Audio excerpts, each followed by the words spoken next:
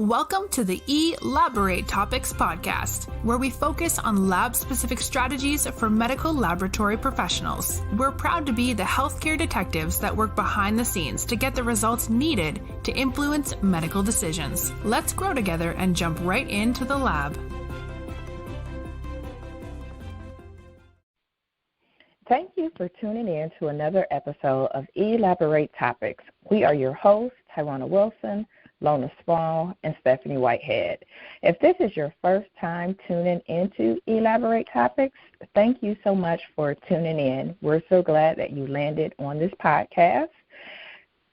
eLABorate Topics is a weekly podcast that gives you strategies that you can use inside and outside of the lab. So make sure you continue to tune in week after week. If you are a returning podcast listener, thank you for staying on the journey with us and continuing to listen week after week. Either way, if you could do us a really, really big favor and share this podcast out with fellow colleagues, friends, and anybody who could benefit from the topics that we discuss here on the show. We've hit a milestone in that we have had over 50 shows to date. So make sure you check those out. You can go to directimpactbroadcasting.com to catch up on all of those episodes that you missed, or you can download from your favorite podcast platform. So today's show, we are going to be talking about hiring for leaders. We are going to go from the planning process to the actual interview process and give you some helpful tips that you should think about before you onboard your next team member. It starts way before you actually get the person in the door for the interview.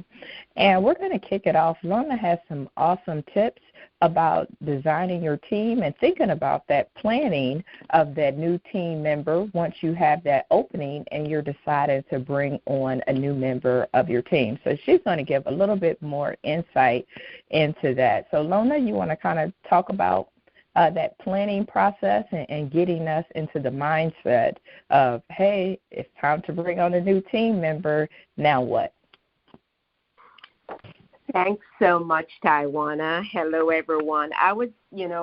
As we discussed today talking about hiring, I couldn't help but think about planning before hiring. And a lot of times we're in a crunch, especially for us in the medical lab. We're always in a crunch. We're short-staffed. And it's usually like, what we think about is like we need someone in now. We need to hire. We're short. There's a lot of burnout. And what we find is that we hire someone or we hire a few people, and before we know it, they're either frustrated, they may not be a good match, there are things that may be going on, and we find that they're leaving, and the turnover keeps just going. And so I wanted us to think about what can we consider before we get to that point of hiring. So we're actually hiring with clarity. And so before I'd done a podcast or some training on designing your ideal team. And so it's so important to have that environment with your team. For one, you need to know the type of person that you want in your team. You want to know the culture that you want to create. So it's good to have a clear vision of the team that you want. So when you have a clear vision of your team, you'll have a clearer vision of the person that you want to hire. So just have that vision in terms of even things like how many FTE that you need. But not only that, but things like the type of diversity that you want on your team, the type of skill set that you want on your team, just doing a full assessment in terms of like, do we need generalists? Instead of saying we need someone now, and then when they come in, you're trying to figure out where do we fit them. But just do a full assessment, have a clear vision, and then once you have your vision, then you see where you are. Where am I now? Is there a gap in what I really want? or what vision I have and what I have now. So that's kind of helping you to prepare for your hiring process.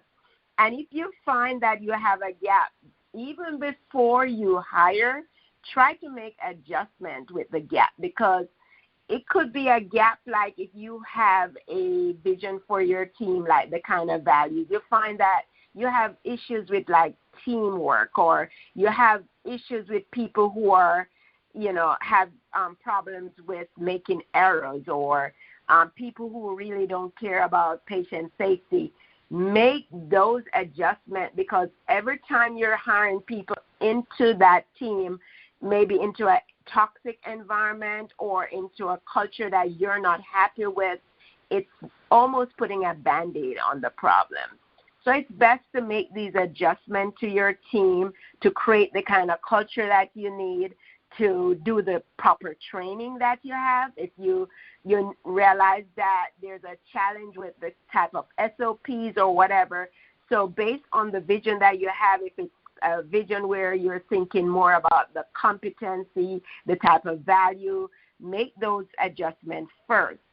And then after you make the adjustment, you can even make adjustment with FTEs, because a lot of times we're working on an old structure of the FTE was designed for maybe, say, 30 people, and your volume maybe went up even higher, and you need more, but because you had an old structure.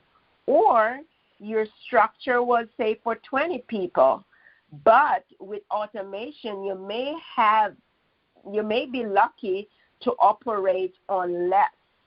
So go back and do some reassessment, because you probably could have redesigned your lab to be more efficient, and so you're struggling because you're placing people the way you've always done, and it's in a very inefficient way, and people are struggling because of how they're being placed.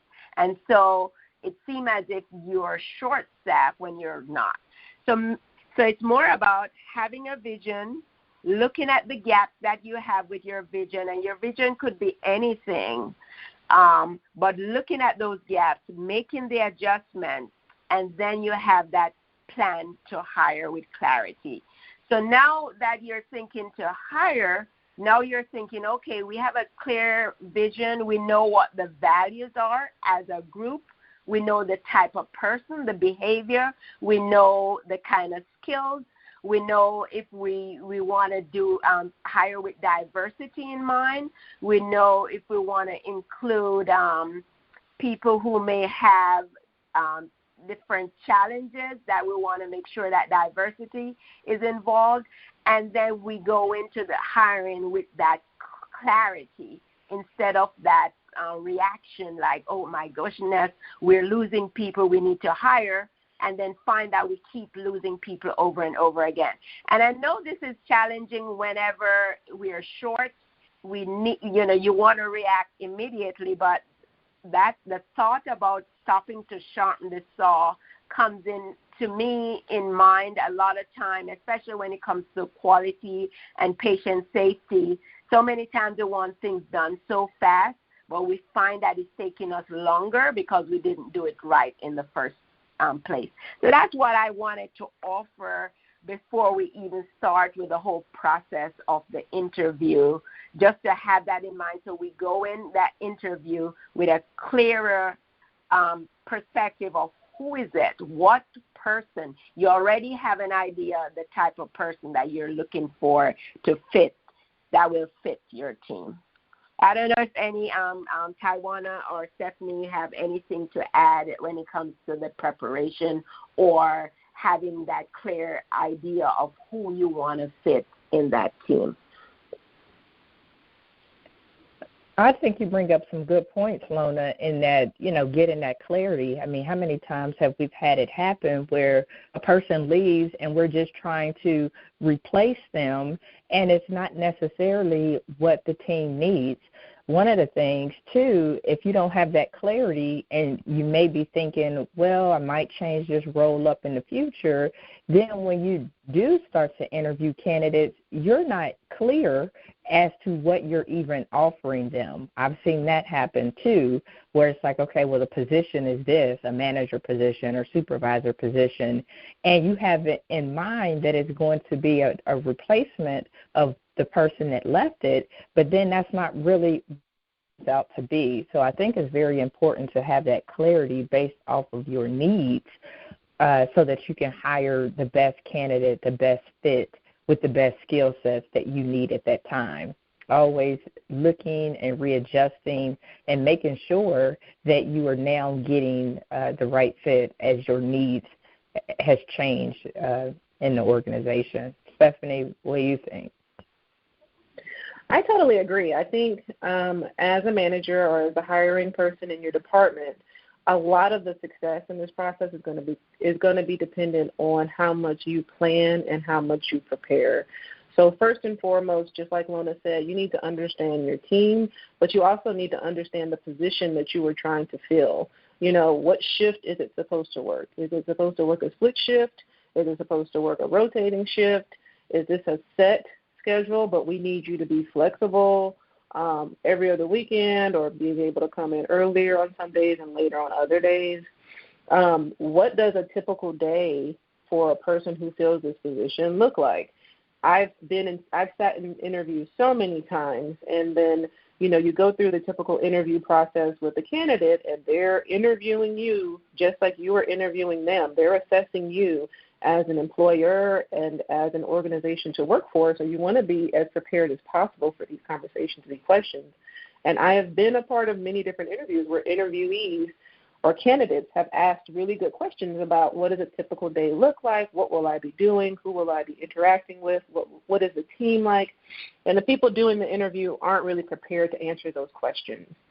And so I challenge you to always approach the interviewing process or the recruitment process as if you were trying to re-recruit yourself. You know, how professional do you want to look? What kind of picture do you want to set forward to the candidate that you're meeting?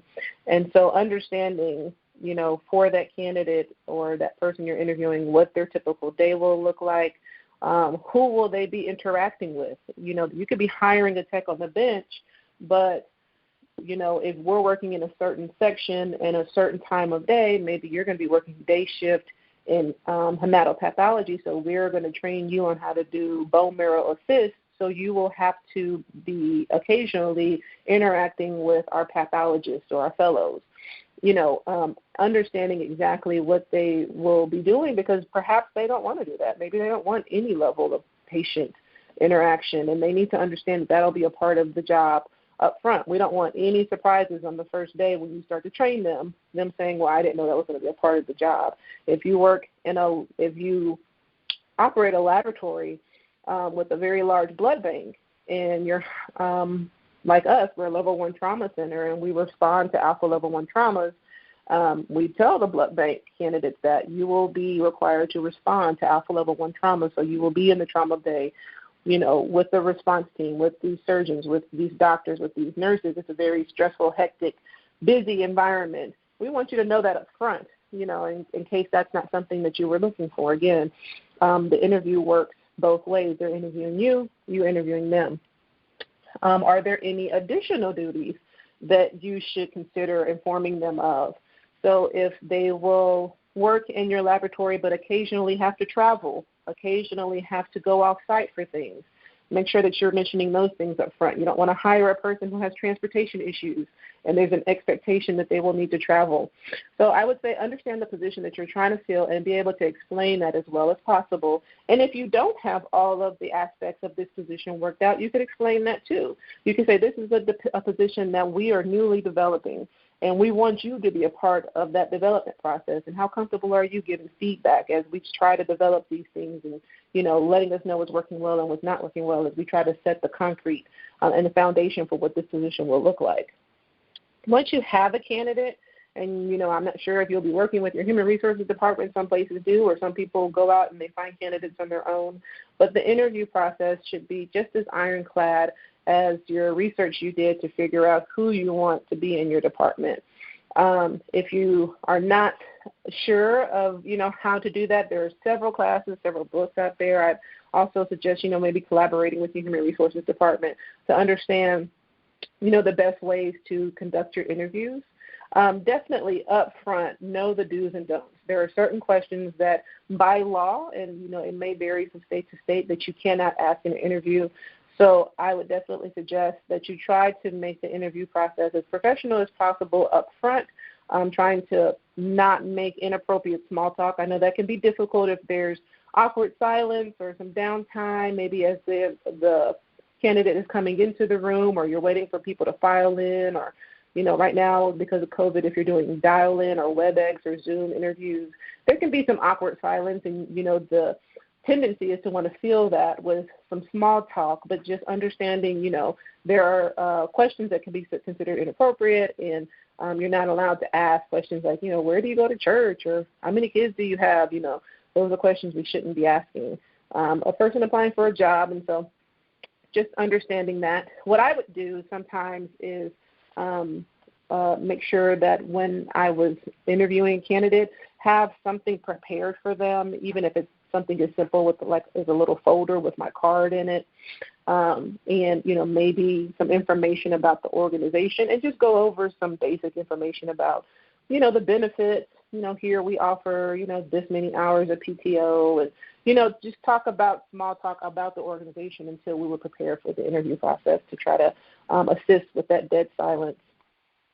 Make sure during the interview process, of course, you're asking the job-related questions only, and this helps ensure that you're being consistent and fair amongst everybody who is interviewing in the process. And having a structured interview template of questions also helps make your interview process as objectable and legally defensible as possible. I've been in situations where, people have come back and questioned why they didn't get hired over another person. And when you have a structured interview process where we're doing peer interviews and we're doing appropriate scoring, and we're looking at the responses and everybody is writing notes, then it's easy to justify, why one person was hired over another. And it's easy to explain that it had nothing to do with race, creed, color, experience, age, or anything that, people may, consider discrimination or bias or anything like that. Like I mentioned, the template that I love to use and that I encourage the people who work for me to use is full of behavioral-based questions. And there's a lot of information about behavioral-based questions online if you're not really sure what that is. But behavioral-based questions is a type of interviewing where we use previous actions to predict future performance through open-ended questions. To me, behavioral questions really help me understand the skills of a candidate to have them talk through hypothetical situations. And so I'll give you a couple examples. And we have different templates in our laboratory based on the position that we're hiring. So examples, if we're hiring a manager or a supervisor or somebody that will be in leadership, an example question we might ask them is, how do you organize for major projects that will impact your work areas, and cite examples of large projects that you've had to manage. And that gives us an idea of, your leadership, how you talk through that question. Are you able to cite specific examples where you manage actual large projects? Because in our laboratory, we operate pretty large operations, and a lot of testing and the validations tend to be really extensive. So we want to make sure that people can handle that without being overwhelmed, and they are able to manage tasks in a timely fashion without things being delayed or lagging. Another question might be, has a member of your leadership, either your manager, supervisor, or director, ever made a decision that you did not agree with? If so, how did you handle this situation, or describe a time when your team did not support a decision you made? And the reason that question is important is we want to understand, how do you handle it when you don't like a situation that might have been made in the laboratory?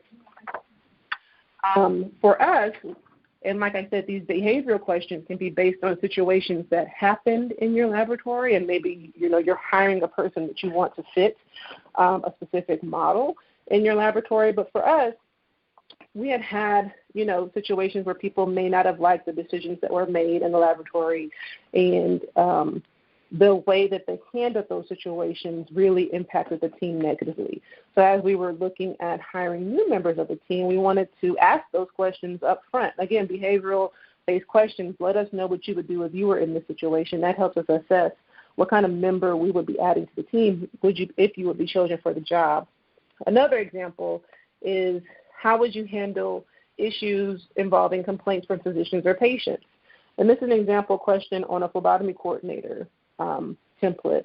And so if you're a phlebotomy coordinator, obviously you might be in a situation where there is an unhappy physician, maybe all of the labs that he ordered didn't get drawn, or unhappy patient. Maybe we said it was going to feel like an ant bite, and they got a hematoma, they had a huge bruise, and they were unhappy. How would you handle that situation? We want to make sure that you have the tools to describe how you would work through that situation. Describe a time that you noticed someone not following a defined protocol and how you would address that. Obviously we work in a laboratory, so there's defined procedures, there's defined policies on everything that we do. And sometimes we hire technologists that, may view a friend, not waiting the appropriate time to check a manual test. They talk about skip-a-sites, when they're reading manual diffs. They repeat QC over and over and over until it comes in. And they know that may not be best for the quality, and that's not by procedure. But how would you handle that situation? Would you approach that coworker? Would you ignore it? Would you tell your supervisor? These are all things we want to know about you, because these are some of the actual things that might happen in your laboratory. If you're hiring a person that might be doing training, down the road, or training as part of their position, you may ask them, describe your training style. How do you handle training someone who is having trouble understanding the process? So if you work in a laboratory where you have a lot of students rotating through, or if you work in a laboratory where, there is a lot of turnover, the person will be doing a lot of training, do you get frustrated when you have to train a person? Do you get agitated, or are you thoroughly training the person? We want to understand, have you ever trained a person before? Maybe you don't even know how to train. So like I said, these are some of the example of behavioral-based questions that we ask on some of our different templates. And we encourage you to have just a standard, template that you can go through and try to gauge how people would act in certain different situations, and you can tailor them to situations that you're looking for in your laboratory. By all means, I would suggest avoid boring questions. I mean, like most people who Google be successful in an interview process, most Google sites or internet sites will pull up things like, what is your strength and what is your weakness? And all of us have been guilty of interviewing people and using some of these questions, which are fine for the most part. But like I said, sometimes it may look like you didn't put a lot of effort into the questions when all of your questions are just standard questions and they're nothing really about the environment that person will be working in. So questions like, what instrumentation have you worked with, and what LISs are you familiar with? Or have you ever made a technical mistake? And if you did, how did you handle that mistake and what was the result? These are questions that will help you understand what type of employee this person will ultimately be. When you're hiring a person, or when you're interviewing people from external, they're external to your organization, they're external to your laboratory, I would suggest definitely also having a template to pre-screen candidates by the phone. This just helps you save time. When I call a candidate on the phone, I've got, a template of standardized questions that I ask. Sometimes people have already gotten jobs by the time, I get their application and I'm able to call them. So it just saves time on their end and our end. Sometimes, I'm hiring for a second shift position. They're only looking for first shift. And so I'm not going to schedule you for an interview. I'll keep your name on file should anything change. But once you do have a pool of candidates that you feel like are good for that job, and you're preparing them to come on site, to come and view your laboratory, and you're going to interview them. One, make sure that you inform them of the appropriate time. If there's anything specific in terms of parking, we live in a large city, and so there's a parking garage. And, I always tell people, park here. These are the directions where you need to walk. We'll validate your parking after the interview, all of those things that they might have questions about. But be prepared as possible. You walk into this interview, into this meeting, into this conversation like you're about to hire your next best hire, because you don't know. You might be about to hire your next best high performer, and you want to make sure that you're making as good of an impression for them as you would like for them to make on you. So, during the interview, try not to be distracted, try not to be late, pay attention to your body language. I've seen people who have kind of, tuned out in the middle of the interview process, and although, you may already know in your head, I'm not going to hire this person, the lab community is a very small community, so you just don't want to burn any bridges. It's just rude. Pay attention to your body language. And like I said, always understand that the interviewee is assessing you just as much as you are assessing them. Now, we have a different process internally if we're hiring a candidate that is or we're interviewing a candidate that is already a member of our team. So if we're pulling together candidates that are applying, maybe these people are interviewing for a promotion in our laboratory, and these are all technologists that work on our team already. We've got a entirely separate process because we also, like I said before, don't want there to be any inclination of us being biased or, having favoritism or anything like that. So I also caution people against that. So ensure that the people that you have maybe on your panel, maybe if you're going to interview 2 or 3 techs that already work in your laboratory, I definitely suggest a panel interview, but make sure that some of the people you have on the panel are external to that department. So if you're hiring for maybe, say, a blood bank supervisor, maybe have other supervisors that work in other areas of the lab, the chemistry supervisor, the hematology supervisor, maybe the histology supervisor, be a part of that panel, because although they may not be able to ask that person specifics about the blood bank process, they do know what it takes to meet the competency of a supervisor in this department, and would they be a good fit of the team. And also, this is going to be another supervisor peer that we might have to work with. And so it gives you a little bit of external feedback on that position. We did this when we brought on a lab educator. And on the panel, I had also one nurse educator and an educator from respiratory therapy, because I knew that as a lab educator, the lab educator might have to interface, and also they have to work with our nursing educator for, process improvements or education we might need done on, pre-analytical process improvements. So I wanted, their input on if the candidates that we were looking at would make good fits for that position. So don't be afraid to include people outside of the lab or outside that immediate department. Also ensure that whatever panel you do set up, that they are paying attention to the template, that they're asking only the questions on the template, that they're scoring, maybe appropriately or evenly across the board, and they're asking the consistent questions each time, and that helps you if somebody says, okay, well, why did they get it and I didn't get it just because Face Me is their favorite, or, something like that. You can defend against that. Either way, I would say, another important part of your interview process is always to know what the next steps are. Like I said, imagine if you are the person interviewing for a position. You don't want to be hanging around a month later wondering what happened. Are you going to get the job? Are they still interviewing people? So I always make sure I communicate clear next steps. And so after the interview, I might say something like, thank you for interviewing with us today. Over the next 3 weeks, we'll be interviewing, a few other candidates. So we hope to be able to provide you an answer back within 4 weeks.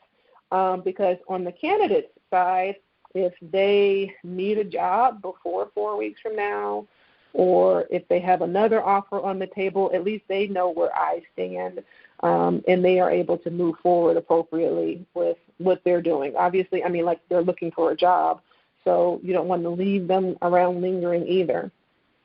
Like I said, always consult your human resources department or maybe another peer or, your director if you have any questions. The biggest advice I would give, though, is avoid desperation, because a lot of times, and this has happened in my lab, this has happened in previous labs that I've worked in, we have a pivotal position or we have, one too many openings, and we get desperate and we look for somebody and we interview for somebody, and you can always tell when you're interviewing, oh, this is not going to be a good fit. Well, they don't have all of the qualifications that we need, or, they haven't worked in a lab for 10 years, but I'm desperate. I need somebody. I need a body in this seat. And you hire them. I really caution you against that, because it very rarely has worked out well in the labs that I've worked in. Typically, it's a waste of time because it's not a good fit for them, just not like it's not a good fit for you, and your team ends up wasting time and energy training a person that's just not going to be there long term. So I encourage you, even though it can be painful in the short term with your team working overtime or longer hours, or people having to put in more effort to pick up more work, to really wait till you have that right person, because in the long run, you and your team will do a lot better. So I know Tawana is going to go over some tips for you if you are actually the one being interviewed. Like I said, when you're going into an interview, not only am I interviewing you as needing a position to fill, but you are also interviewing that company on, do I want this person as a boss? Do I want this organization to work at? How organized do they seem? What does a culture seem like to me? What kind of vibe am I getting? So as a person who's going into an interview, obviously there's some things I want to do right. I want to be myself. I want to make sure I prepare for the questions. I want to make sure I'm on time, and I memorize my resume, and I can highlight my qualifications. And so Tawana is going to go over some tips for you if you are actually the one being interviewed. Thank you, Stephanie. You actually gave a lot of great tips in that. I just wanted to kind of touch base or piggyback off of a few things that you've already mentioned in regards to the questions, the behavioral-based interview questions. And Stephanie gave some great examples of these open-ended questions. And what I find, especially when I interview people, is sometimes we just don't prepare, especially if you are an internal candidate.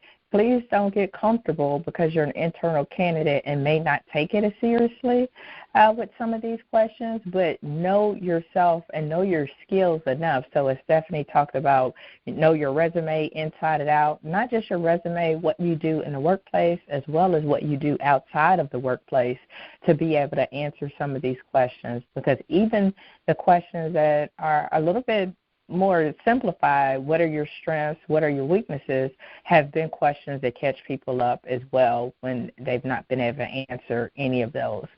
So if you are being interviewed, some of the things that you should think about in regards to some of the questions that you should just think about is you're going to get questions around leadership. You're going to get questions about, tell me a time when you were a leader in school or the community or in the workplace. What was your leadership? What was the outcome? So that's a standard that you should be ready for somebody to ask you, and you're able to answer at any time. Communication. These certain buckets of questions are going to be ones that you're going to get quite often. So if you have some ideas around increasing communication between employees, between shifts, what kind of ideas do you have? That's another one. It really doesn't matter what role you're going for, but that's another question that you might get, that if we have 5 generations working in the workplace today, that communication is key. And as you can gather, we are all communicating very differently. Typically get conflict management questions as well. So tell me about a time when you were involved in a workplace conflict. What was that conflict and how did you resolve it? I mean, anybody can file a grievance at any time. So, have you been involved in one, or have you seen one, or had you, had to deal with it? Just questions like that are ones that I would add on to what Stephanie has already mentioned. Also, the desperation for the interviewee. Sometimes you can be interviewed and you want the job so bad that you constantly follow up. You followed up 2 and 3 and 4 times, sending emails and calling. So the desperation side from the interviewee, you definitely don't want to come off in that capacity, because then you start to be a bit of a headache, and then the manager may not look at you favorably if you are calling numerous times, checking to see the status of the position. If you are sending numerous emails, that might be something as well. It also, I've seen it where people's significant others have followed up with the manager. So you definitely don't want anybody following up on your behalf. A family member, I'm checking to see how the interview went. Those are things that you don't want as an interviewee.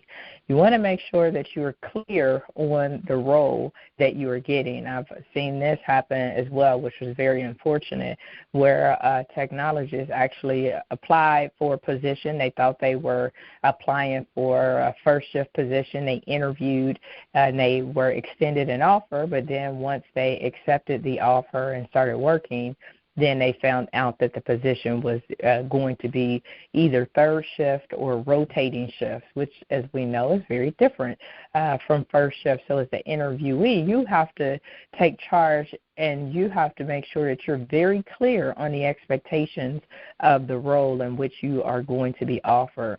What shift is it going to be? Asking those good questions and making sure that you are interviewing the organization. So go in armed with some information about the organization. Look and see how they are performing in the market. Look and see what you can, ask those questions. Where does the organization see itself within 5 years?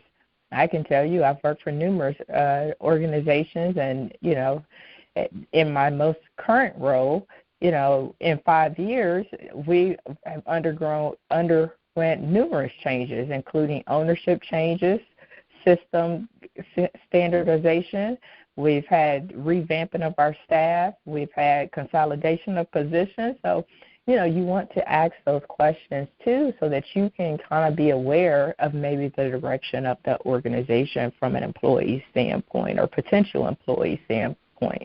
Culture is everything, so you want to make sure that you are asking questions about the culture in the department to make sure that it's a right fit for you. It's not about it being the right position. Sometimes we have it where you can get in the wrong position at an organization. You can be a lead tech at organization A and do well and be at a lead tech at organization B and don't do well, even though the job itself is the same. It goes back to what Lona was talking about in having the right fit. Having the right fit, meeting the needs of the people for the organization in which we're going to be at that time. So those are a few things to think about. Stephanie did an awesome job talking about many of the things that you need to think about from a leader's perspective, but a lot of those same things actually still apply from the interviewee's perspective of showing up on time, making sure you get there early, making sure you know who's going to be on the interview panel so that you're able to address people by name. And from the employer standpoint of being consistent, it's always important for people to be consistent in that interview process. Lona, what do you think about the interview process? Do you have any additional thoughts that come to mind as Stephanie was talking?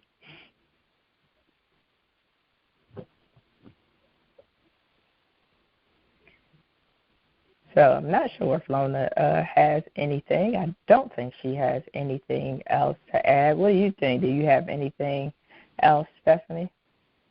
Well, as you were talking, Tawana, one thing I thought of making sure you add, and this is you brought up a lot of great points, but it goes back to understanding who you're hiring in your department, and also looking at the needs assessment that you have for your area. And so it goes back to just understanding where the holes are and trying to fill those gaps with the best candidate and making those the structure of your open-ended behavioral-based questions. And so one thing that we had really been looking for here, because over a period of time, we have an in-house donor center in our hospital. It's one of the very few in our city, and so we are inspected by the FDA. And over time, we lost some essential employees that had specific FDA experience. And so one of the questions we added to our interview process for specific jobs that we were looking for to be filled was, what is your familiarity with regulatory compliance? And it's an open-ended question. And so we were looking for candidates that would mention things about either the AABB or the FDA.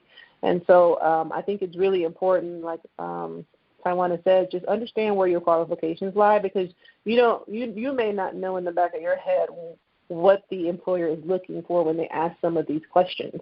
So you want to make sure that you're highlighting everything that you can possibly do, everything that you've ever done in the back of your mind. Somebody might easily brush over that question and say, yeah, I've done a couple of CAP inspections, and I've prepared for CAP inspections, and I've been on CAP inspections. But if you've also been to ABB conferences or work with people who were ABB assessors, and you brushed over that, not highlighting that, and you don't know in the back of my mind that that's what I'm actually looking for somebody to say, then you could be missing an opportunity to really sell yourself in that moment. So I would say, the best advice is, just like what Lona said, using that needs assessment, really assessing what do I need in my department, and building the template of your standardized behavioral questions around that, so you can start assessing, making sure that you're finding the right person to join your team. Absolutely. Yeah. So there are a few I could add with what Tawana was saying in terms of preparation for the actual candidate, is to think about, first look at the position and think about what it is that you would want to highlight in the interview. So instead of just being reactive in the interview, not knowing what questions are going to be asked, be proactive in how you state your answers, even how you introduce yourself. So based on how you tell your the interviewer about yourself, you could move the interview in the direction in which you want it to go, for them to have follow-up questions. So you can highlight some of your skills, some of your experiences that you want to highlight, and use opportunities based on the questions to highlight some things, even if the question was not specifically directed at those, because you can fit in things into a question if you want to. So make sure you take advantage of, just having that conversation to highlight the things that maybe the interviewer haven't thought about that could be a plus for you. So be proactive, plan ahead, and decide on the strengths and some of the experiences that you want to highlight when you're part of that interview.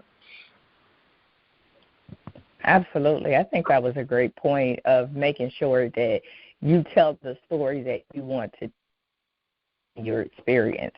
I know for me, there's certain things that whether I'm being considered for a promotion or another opportunity or sitting on the board, there are certain things that I always want to make sure I mention. And one of those is being able to train scientists on a perspective. That was a highlight for my career, but it wouldn't be necessarily one of those questions that they might ask. So that's something that I definitely highlight. So I think that's a good point of making sure that you highlight some of those things that are important to you that you think the interview team should know. So thank you, listening audience, for tuning in to this awesome show that we had today about hiring for new leaders, the interviewee, giving you tips and strategies that you could use. We thank you for tuning in to this episode of eLABorate Topics. As always, please share with your colleagues. If you're interested in being on this show, you can go to directimpactbroadcasting.com. There's a link that actually has a form for you to fill out so we can capture all of your information, your bio, your picture, and all of that great stuff. Or you could send us an email at elaboratetopics@directimpactbroadcasting.com. Again, please share this out and continue to subscribe to the podcast and listen in week after week. So thank you so much We appreciate it, and until next time, have an awesome day. Thank you for tuning in to another episode of eLABorate Topics, where your hosts discussed relevant strategies for laboratory professionals. Please subscribe to this podcast on your favorite podcast platform and listen to us on directimpactbroadcasting.com. Stay tuned for another episode with information you can use to excel in your laboratory career.